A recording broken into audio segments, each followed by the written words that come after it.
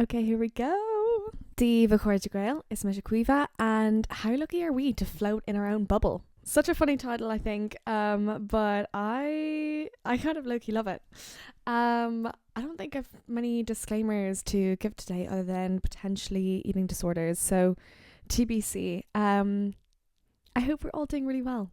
I want to start off the episode really quickly by saying that today, the day that I'm recording, such a special day. Today is going to be a great day. I mean, I'm looking at a really grey sky, so weather-wise, I don't think it's going to be incredible, but today is the 1st of February, which is a very exciting day because anybody Irish will know that today is St. Bridget's Day, Laila Breda, and my middle name, my baptism name is Bridget, so after my namesake, so yay me day.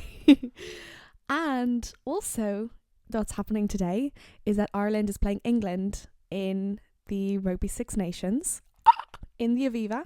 I am going to go watch it, obviously. I am going with my English friend, so this will be hilarious. I'm loving the fact that Kneecap is currently trending on TikTok right now, as is Fontaines DC. I've also booked a ticket to go see them in a festival here in London, which I'm so excited. I get to see CMAT and I get to see the sprints, and I'm so excited for it. And my friends are going to come and join me, my friends from home. And what else is happening today? I'm also going to visit three new bakeries today, because I'm gonna go to my friend's house. We're gonna go for a little run. Now I say a run, it's gonna be a slow jog of about 3 kilometers while we go to each of these bakeries. She has been before, but she's bringing me, and then when we're done that, we are gonna go to the pub, get a pint of Guinness, and we're gonna watch the match, and we're gonna party that night away. Oh, I can't actually describe my excitement to you. It's gonna be so good. Anyways, let's get into the 3 things that I'm grateful for this week. My 3 things are 3 things that I'm grateful for. I am really grateful for listening to my body, but also pushing myself. So what I mean by that is that I've been going to the gym like really consistently this week. There was a couple of days where I could have packed it in, but I didn't, and I felt so much better afterwards. But then there was a day like yesterday, for example, where I was really not feeling good, so I didn't, and I felt really good. I felt actually really good for not going to the gym, and we went for a lovely dinner It was gorgeous. Something else that I'm grateful for is really sunny days. Oh my god, Thursday was the most beautifully sunny day, and it really gave me like hope. Oh, that's another thing actually, with today being the 1st of February, it's the first day of spring. So yeah, it really felt like we were leaning into spring, and I was like, ooh, this is so exciting. And the 3rd thing that I am grateful for this week is I think I just feel I feel like I'm going through like a transformation, which is like really exciting. So like last year, I was dealing with a lot of stuff mentally, but also like beyond that, I was like kind of like saying no to a lot of things, and I didn't want to date and everything, and now I'm like, ooh, there's so much out in the world, and like let's just kind of see where it takes me. Anyways, whatever. My rose, thorn and bud for the week is my rose for the week is, why can I not remember anything that I've done this week? What the heck? My rose for the week is, I feel like I've just had like quite a few like really fun little things that have happened. But I went for dinner last night with my housemates to this amazing Thai place in Clapham called Share Thai. It's like the best Thai in Clapham. That was gorgeous, and that was very spontaneous. So that was so nice. My thorn for the week is oh my god, I got desperately caught in the rain earlier in the week. I mean, I told you all about it like, in the last episode, but I got really badly caught in the rain, and I was like, and I just felt very sick afterwards. But anyways, it's fine. My bud for the week then is that it's February. February is my birthday month. It's a great month. I love it. I love it. I love it. And I keep seeing all of these like tarot readings that are like, Aquarius, it's your time. I'm like, well, it's about time that Aquarius gets some love, because every time I watch one of these, Aquarius never has anything good going for them. So this is the Aquarius year. And also it was Chinese New Year. I can't remember what the Chinese New Year symbol is this year, but I am the year of the dragon. And I feel like dragons are cool. So let's just go with it. Ooh. Okay, let's get into the main episode. So the title of today's episode is How Lucky Are We to Float in Our Own Bubble? And this came about because I not realized, but I was having a think about myself recently, and I was just having a scroll on Instagram, and I can't even remember, but I think it was that like I came across somebody that I was in primary school with. And I didn't really keep in touch with anybody that I was in primary school with. And it made me reflect on that whole time in my life and how I've viewed myself and my friendships and everything, and how that has evolved growing up. And I'm very much somebody who, and this has been a slight recent realization of mine, but I'm very much somebody who kind of beats to my own drum a little bit, floats in my own bubble. Like, very much was a kid that loved, like, was very happy in my own company, and it never really bothered me.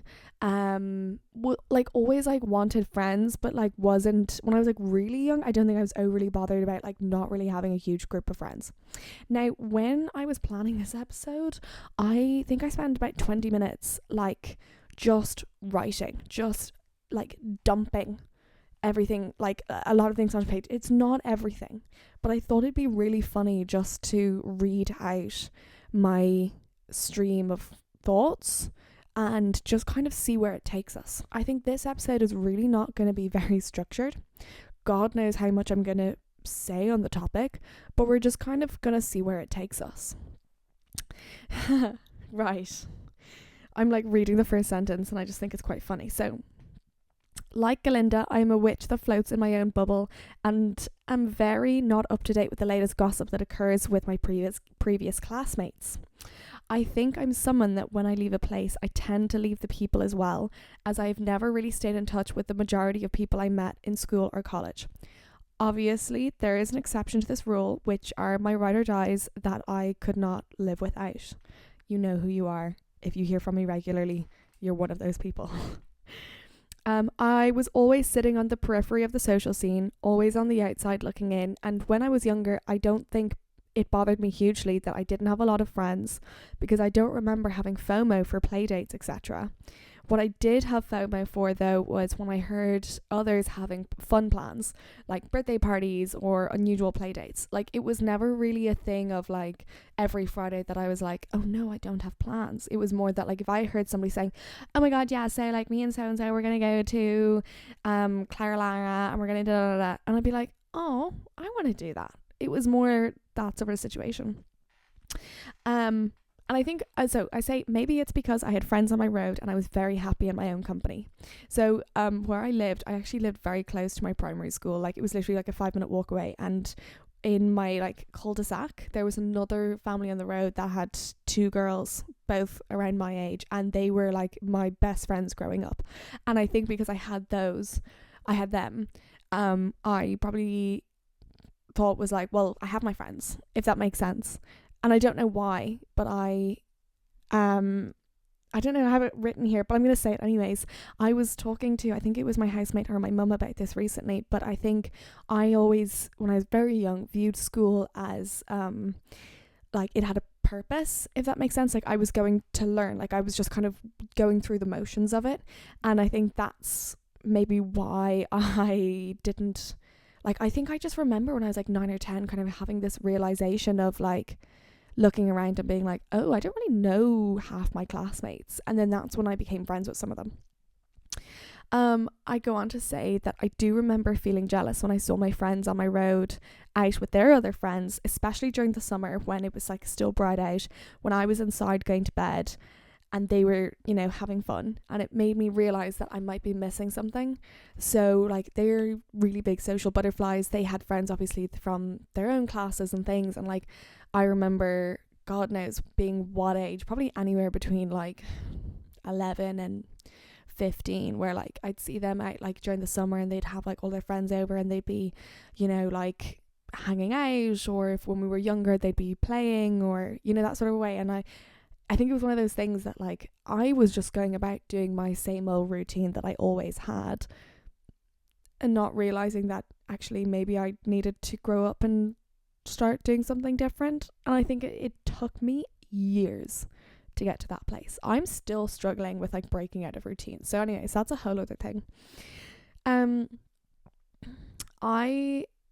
So I go on to say that I was very content sitting by myself reading my books, and it probably would have stayed that way if social media and technology didn't happen.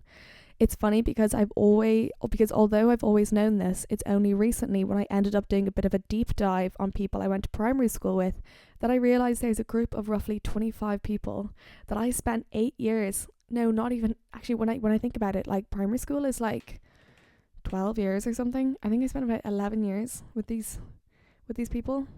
No, that's a lie. No, maybe 8.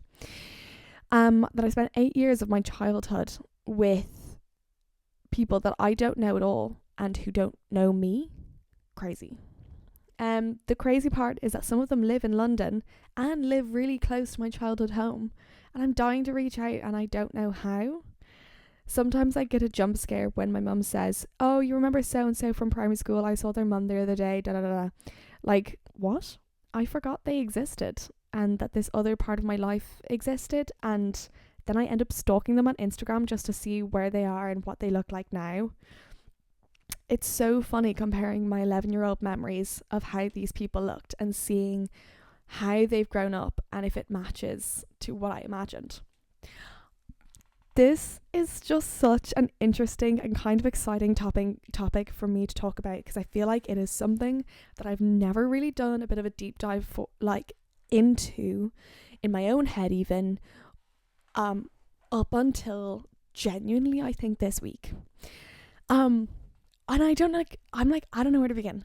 I want to okay, so let's begin with like primary school, right? So I went to the primary school beside my house from junior infants up until 5th class. So for anybody who's like, I don't know, not from Ireland, it's like from the time that you're like 4 or 5, and then you finish school when you're like kind of 12 in 6th class. But I actually left that primary school in 5th class at the end of 5th class, because I went to another primary school for the last year, because my mum, anyways, it's a whole thing. My mum's a primary school teacher. She moved me to her school because my brother was starting I went to an all girls school, and then I moved to a mixed school. It's a whole thing. But anyways, and it is like, I always knew that I wasn't like cool in school and like fine, and in my head I had like formulated who these cool people were. That in my head I had defined these groups in the class, and I had defined the people that maybe were the so-called leaders. And I've done that genuinely my whole life. Like, that's how I see people. I pick out who the leaders are, and I can identify different personalities. And I think like that is just something that I've always done. It's made me very aware of my surroundings. It's made me very good at like picking up on social cues, and it's also made me very self-aware. And through that, this is a bit of a tangent, but through that I have like changed and evolved myself based on that.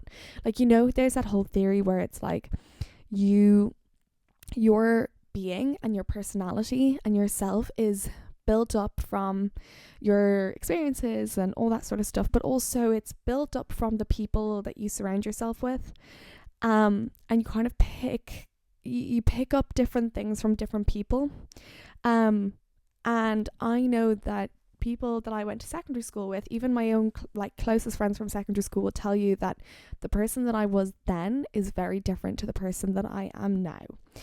And the reason being is that, like, when I was in primary school, I knew that I was like, not, I wouldn't say that I was like weird at the time, but I definitely didn't have, you know, a group of friends, like a group of close friends. I think I got on relatively well with a lot of people. I just wanted to be involved. I think I had very like niche interests. I was so into reading, so big into reading. I was quite good at school when I was in primary school. I don't know if there was any one thing that I excelled at, but I was just kind of, I think, consistently good. And I was good at participating in school. Like I was a teacher's pet. Like, let's not beat around the bush. I was a teacher's pet. And I think because of that then as well is that, like, I worked really hard. I kept my head down. I knew what I wanted to do. And it was very much, and so interestingly, a bit of a tangent, I was talking to my housemate about this the other day and explaining to her, because she was like asking like what's the next ep of the pod going to be about, and I was explaining it to her, and she was like, you know what, you are actually really good at like removing yourself when you want time for yourself. And I was like, oh yeah, actually I suppose I am. Like, it's not really something that I've like overly thought about, because I think it's just such a normal thing for me, and it's a normal thing for my family. But when I reflect, like when I moved into my house, I think that was something that they were like not used to, and that they were like, does she not want to hang out with us? And it's like, no, like my social battery's just gone. I'm not being antisocial. I'm just giving myself some time to be by myself. Because I need that for my head. Maybe it's ADHD, maybe it's autism. I've been having a whole debate with myself about that recently, but who knows. So I was very, very content and sure of myself in primary school, you know, about who I was and what I wanted to do, and I didn't see a need to like change that. Now, obviously, I went through phases of like being friends with one person and being friends with another person and doing this, that, and the other. And you know, you when you're in primary school, you kind of drift between people, and that's so fine. But I think I also then, actually, in my last couple of years, I did make friends with this one girl, and her name was Emily. And we were like very, very similar people. We loved reading, we loved drama, like acting, like that was such a huge passion of ours. We were so similar, and we got on like a house on fire, and I was very content in that. But when I left primary school, we lost touch, and I'm sure I haven't actually seen what she's doing recently, but I'm sure she's thriving. I feel like she's did English in college and is now trying to be an author or a journalist, or you know, like that's exactly who she was. And it was just such a nice friendship to have. But when I left that primary school and I went to the other primary school, I kind of saw that as like, oh, this is a fresh start for me. You know, this is a fresh start for me to meet new people and almost reimagine myself and see what, you know, can I break free of these stereotypes that I feel like I kind of built around myself. And then when I went into the school, I mean, it was funny because my mum was a teacher in the school, so I definitely had that stereotype surrounding me. But to be honest, I'm not sure if that really helped me back. Like, people knew that my mum was my mum, but then I was kind of just like, yeah, so whatever, like it's not that big of a deal. And yeah, I made like really good friends with people there as well. I think what really helped me back, if anything, was that I remember going in and being like, off the bat being like, yeah, I know I'm weird, it's fine guys, it's fine. And I gave myself this nickname because I was like, it's better to give myself a nickname than for somebody else to give me one. And I called myself Queerdva. Sorry, this is like a memory that I've unlocked for myself, but I called myself Queerdva because I was like, oh, because it's a combination of my name, which is Quiva, and also queer and weird, because And everybody was like, "You're gay?" I was like, "What? No, I didn't know that queer was related to sexual identity." In my head, because I'd been such a big reader, I had only ever come across the word queer as meaning strange or meaning like out of the ordinary. So the confusion that these 12-year-olds had, because they were like, "Guiva, do you know what that means?" And I was like, "Yeah, it's like weird." And they were like, "No, like, I mean, yes, but no." And I was like, "Oh, I don't think I'm gay. I mean, maybe I am, like, whatever." I think in like first year of secondary school, I convinced everybody that I was bi, because my whole reason was, well, you don't know until you know, sort of thing. And I was like, okay. To this day, I still have no idea. So up for debate, guys. So that was like really funny. But like, I think as well that I found the people that I was in school with for that second primary school is that like they were all just very much like weren't kind of maybe quite as segregated in their own friend groups. And I think also what helped with that is that they all started out in set classes from primary school, but then like halfway through their primary school years it all got jumbled up again. And that was something that I found in my previous primary school, that like we never had that jumble, so I actually really didn't know anybody in the other class. So yeah, it was just a really lovely, like, diverse group of people. Also the fact that it was a mixed school as well, it helped. So it was boys and girls. And yeah, it was just like, it was lovely. I think I actually had a really good time that year. And then I went to secondary school. And I mean, I went to an all Irish speaking school, and I was one of like 3 people from my primary school that went to this secondary school. So everybody else all came from Bunschool Gaelach, which is like Irish primary schools, and they all knew each other. It's like a whole community. They all knew each other. And the only way of like properly making friends was obviously like in class, but actually on the bus on the way home, because at that point we could speak English, and then I didn't have the language barrier. And I ended up making friends with this girl who got off the same bus stop as me, and she introduced me to her friends. And now suddenly I had this group of, there was 6 of us, and we were like so tight. Now sorry, the 6 developed kind of over the years. So 1 or 2 of them didn't really like me coming in. Then like we kind of all like jumbled around a little bit, and then came back together, and then jumbled around a bit, and then came back together, and we're still jumbling and coming back together-ish, and it's a whole thing. But I had this group of kind of 5 friends that I was like, yeah, okay, cool, I've got my friends, and they accept me for who I am. And we're actually quite a diverse group of friends, because we all kind of have different interests, different backgrounds. I was always known as the posh one. I was always, being made fun of for spending money on this, that, and the other, or going on certain holidays. But my response was also, whatever I spend my money on is because I earned my money.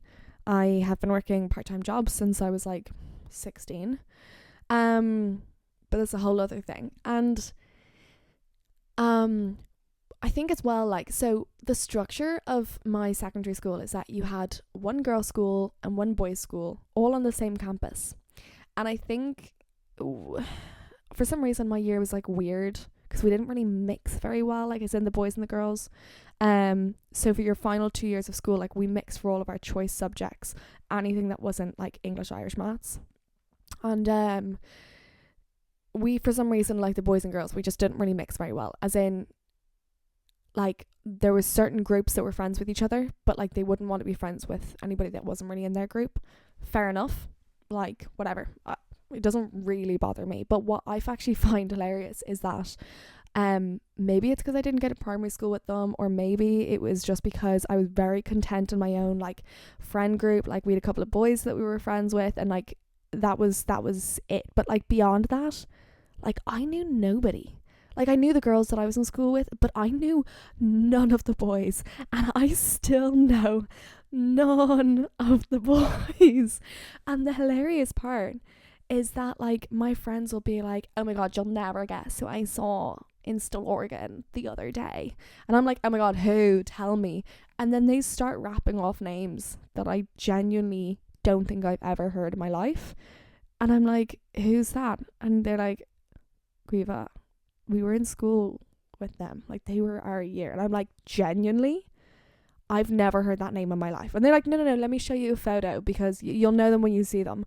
And then I look at the photo and I'm like, I've never seen that person before in my life. I have absolutely no idea who you're talking about. And like, guys, it would be fine if the schools were huge. There was like 85 people in each year. Like, that's like 160, 170 people total in the year. That's not, I mean, it's a decent amount of people, but it's not a ridiculous amount. Like, there's no way that you couldn't have known people. Also, side note, I had a chronic crush on this one boy for the entire 6 years of secondary school, and everybody knew about it. And for some reason, I was so embarrassed about it. No, sorry. Obviously, I was very embarrassed about it.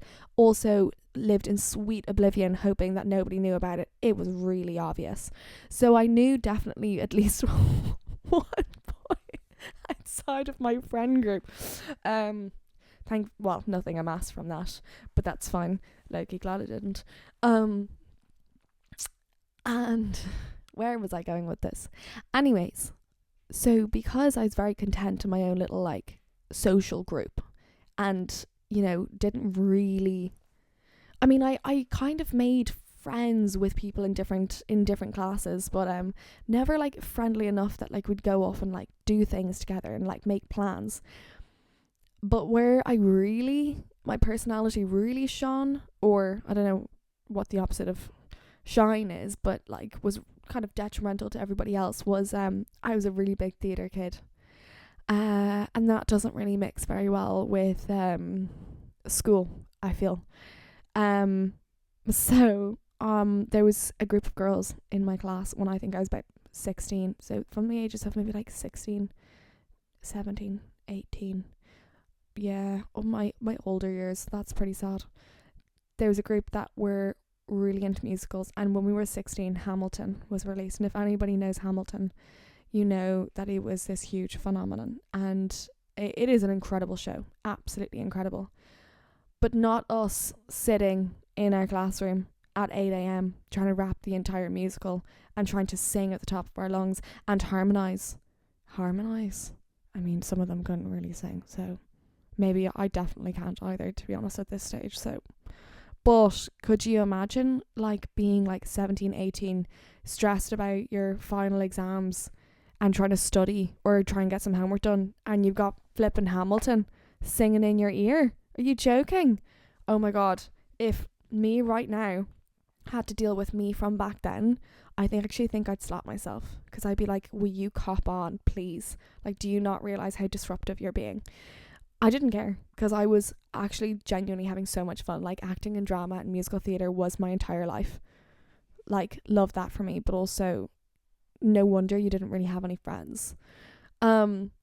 And like there was like so many other things that would happen where it would be like I'd be sitting in class with somebody and I'd be like chit-chatting to one of the girls, being like, tell me what's going on, what's the gossip.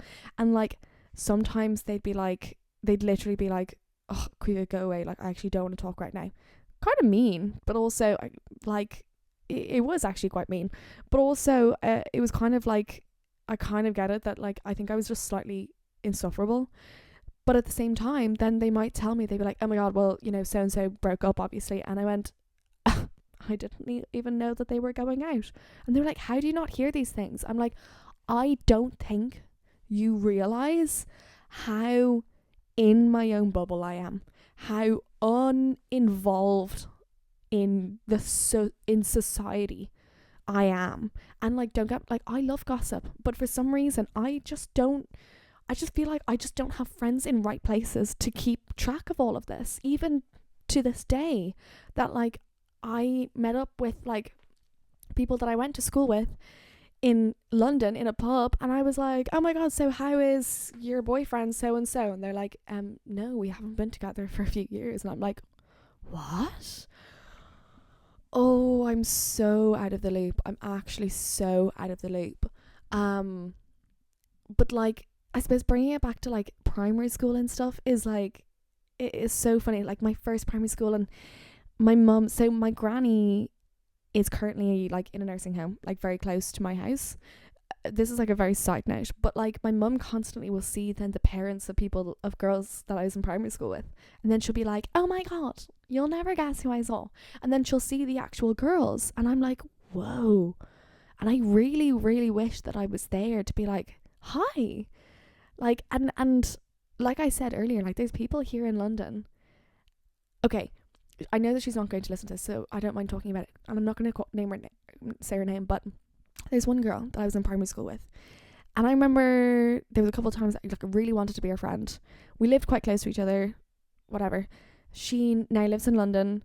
She is like a nutritionist or something. She has this like food page, and me, big foodie, love food, like massive, massive foodie. And there was a part of me that I was like, if I follow her, like I wonder, will she remember who I am, or like if she knows who I am? And like I'm sure that she does, she just probably doesn't care. And I remember messaging her once being like, oh my god, I love this recipe, like do you have like whatever, like can you da da da da. And she responded, and I think there's a part of me hoping that she'd be like, oh my god, how are you?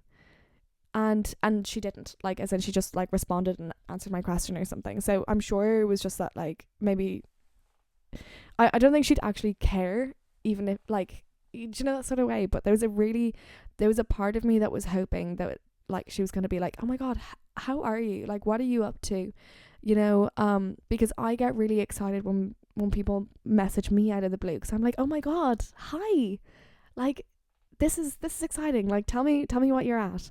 Like somebody else from my secondary school messaged me recently and was like, I think you're still living in London, like I'm actually moving to London soon, it'd be great if you could let me know if there's like any rooms going. And I was like, oh my god, absolutely, like I don't know of any right now, but like let me keep an ear out. Like it's stuff like that I get really excited about, because I'm like, I like the idea that people think that they can approach me. Maybe this is again like my tendency of just like, I don't know what it is. I'm like, I just really want to be friends with people. Like I want to expand my friendship scene, and I love seeing where people are. And I'm just like repeating myself, but I hope you kind of like understand the gist of what I'm saying. It's just such an interesting one for me, because like okay, serious, genuine question. Like I know that it's like, what's the worst that can happen? But there's a really big part of me that like really wants to reach out to these people and be like, hey, maybe I should reach out and be like, hey, I see that you're living in London, like do you want to meet up for like a coffee or something? But then like, what if the girl from primary school doesn't remember who I am? I don't know, so many conflicting emotions. But there are people that I went to primary or secondary school with that I know obviously who know who I am, that maybe I should reach out to them and be like, oh, actually I should do that. I should be like, how has the transition been? Do you want to meet up for a coffee or a drink or something? But then I'm like, what if they don't want to, because they're like, I've moved past that stage of my life? But then I suppose I don't know if I don't try. Oh, dilemmas, guys, dilemmas. I hate rejection. It's like dating. It's like dating for friendships. Like it's scary. It's so scary. What else is going on? Yeah, I just, yeah. Do you know what? Something else that's funny that has just kind of occurred to me. So, like, my extended family, right? Oh, actually, speaking of my extended family, I got the loveliest message from my auntie. So, my auntie's a therapist, and she's currently doing like loads of training and stuff right now. She's doing some really interesting stuff. But she listened to my last episode about like growing from the past and PTSD and everything, and she was like, I'm like, it's well done for doing that. It's so hard being like vulnerable and just well done. And I was like, thank you. So I have been like talking to her, and hopefully she's going to help us figure out some like resources, because a really big thing that I would love to be able to share is like what resources there are available, like, because she's based in Ireland obviously, but what resources are there available for people who don't need to like go to like a crisis center, like if you're not having like a current like big crisis, but you just really want to talk to somebody, but you can't afford to like spend like 80 to 100 to 120 quid every single week. So we'll see if like something comes out of that. I will follow up. But anyway, speaking of my extended family, is that on both sides, because I've got like quite a few cousins on both sides, and I feel like I have changed my kind of identity and my style and my personality and everything throughout the years, that I'm sure it's very confusing for everybody. And I'm at this stage where I feel like I've really solidified like who I am and what I do and what I'm good at, and all of this, and my interests and everything, that I find it so interesting that when I meet up with my cousins and I'm like, yeah, I do all of these really cool things. I mean, like on one side of my family, like my mum's side of the family, they're all so smart. So they all do like finance or science. And everybody below me that's currently in college is doing finance or science or business. And I'm like, I mean, I know I do marketing, but I'm like, I just feel like I'm kind of a bit of like, compared to like what they all do, it's like wishy-washy and creative, and like you know the way like that I just kind of stick out like a little bit like a sore thumb. But I actually find that then so exciting that I get to come along and be like, yeah, I'm different, guys. I'm actually really fun. I do all of these really cool fun things. I mean, you guys are obviously really fun and cool too, if anybody's listening, because I love you all very much. But then I'm just like, yeah, like I now have a podcast, guys. Like, how fun is that? Or yeah, let me tell you about all of the stories from London, as if I have met that many. And then on the other side of my family, because I don't see them very much, I feel like every time I show up, I'm like reintroducing myself a little bit, and I'm just like, yeah, I've got loads of fun things on. Now, to be fair, on my dad's side of the family, I feel like they all keep up with everything that's going on in my life more than the other side, so they kind of already know, and they're just like, yeah, Quiva, we know that you're all fun and cool and creative. They're gonna like roll their eyes and be like, cop yourself on. But yeah, I think it's just like kind of a fun thing, but again, sitting on the periphery, and it's only for my mother and, you know, the gossip line that is that I actually keep up with everything. And it's just, yeah, hilarious. Okay, so another thought that's just struck me is that hello, is this working? So I was listening to the Keelan Moncrief podcast this morning, and it was an episode that she did with Rachel Galvo really recently, and they were talking about, like, I think this was recorded like before Christmas, and they were talking about Christmas and like what you do at Christmas and things, and do you go to your local pub and do you see all of your friends and stuff. And like that was something else that struck me, is that like, I mean, they were kind of saying that they were like, I don't really like going and seeing people that like I went to school with. I don't like going to the local pub and stuff. And I was like, I don't have a local pub, and like I've never had a local pub, and when I come home for Christmas, it's never a situation that I am ever like, oh my god, I'm about to go to this place, like I hope I don't see everyone. I'm not going to see everybody, because I, for some reason, well, apparently don't go to places that everybody else goes to, apart from like one nightclub in Dublin. But B, I, for some reason, have this like curse where I never see anybody random around. Like, bearing in mind, my childhood home is an area where a lot of people that I went to primary and secondary school with live in, have never seen a soul around, bar like my best friend Liv and some of her family. But like, genuinely, I have not seen anybody around. Whenever I'm in Dublin city centre, I never see anybody around. And actually, sorry, the only person that I have ever randomly bumped into was when I started, like, my first job out of college, my CEO was this incredible great guy who big fan of, so cool, and I randomly bumped into him and his wife, And I'm like, out of everybody, that's who I'm bumping into. Now, it was lovely to see him. I was delighted. But at the same time, I was like, how do I not see anybody else? And like, even in London here, like obviously bigger city, harder to bump into people. But like my housemates are like, oh my God, every time I walk up Clapham, like I see everybody that I know. Like, you're always going to meet somebody. Is it that I don't know people? But like, or maybe I'm not going to the right places, but like, I don't see a soul. I don't see a soul. Like, this is ridiculous. So I feel like I have missed out on like some key, you know, Irish experiences, or like, you know, growing up,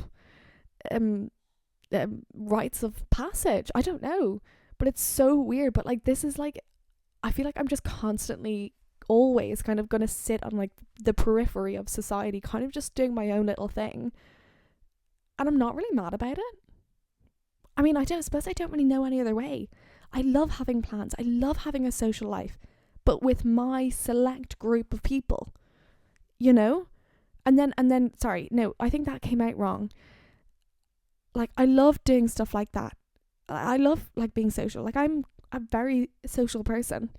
I suppose I've just been so used to having certain people, a very close knit group of friends. I think that's actually the words that I'm looking for. And just never like really expanding. Like, I think this is the first time in my life where I have a lot of different dotted groups of friends, and that it would be quite strange to like unite them all. But I also love doing that. Like, I love having a bit of a chaotic party where I unite all of my different groups of friends. Wow. Okay, that was a lot. I feel like that was such a ramble. And I really applaud anybody who kept up with that. But I just think it's such an interesting conversation. I would love to have a conversation with somebody about this. So if anybody, oh my God, please listen to this and then like send me like the longest voice note or something if you've got like thoughts, because I think there's like thoughts to be had on this. Like, I think it's so interesting. Okay. I think we're going to leave it there. I feel like my voice is like gone. And I think I need to lie down for like half an hour because that was like intense.